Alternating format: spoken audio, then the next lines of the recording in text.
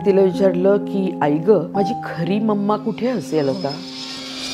मला लहानपणापासून माझ्या दिसण्याबद्दल इतका कॉम्प्लेक्स होता, कारण माझ्या घरी सगळे गोरे, आई गोरी, माझे वडील गोरे आणि मी एकटीच काळी. म्हणजे मला माझा मामा असं चिडवायचा की तू लहान असताना एका म्हशीने तुझ्या नाकावर पाय दिला. माझ्या आईच्या आईने मला असं सांगितलं होतं की आमच्याकडे एक भिकारीण आली होती आणि तिने तुला दिली की ही घ्या आणि मला भाकरी द्या, मग तुझ्या मम्माने तुला ठेवून घेतली, म्हणून बघ तू किती वेगळी आहेस, तू कशी काळी, तुझी मम्मा कशी गोरी वगैरे.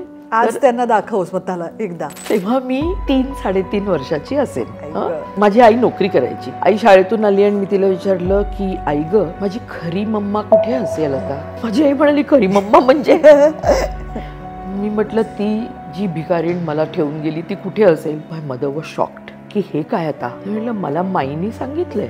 तर नंतर मला आठवतं आई जाऊन माईला इतकी ओरडली होती, तर माई म्हणाली अगं गंमत केली तिची, ते खरं थोडी आहे. अगं पण खरं थोडी आहे, पण तिने ते सिरियसली घेतलं ना. आणि असं सांगावं का लहान मुलाला? त्याच्यामुळे मला आजही जर कोणी सांगितलं ना तू खूप छान दिसतेस, तर मला असं खूप ऑकवर्ड होतं.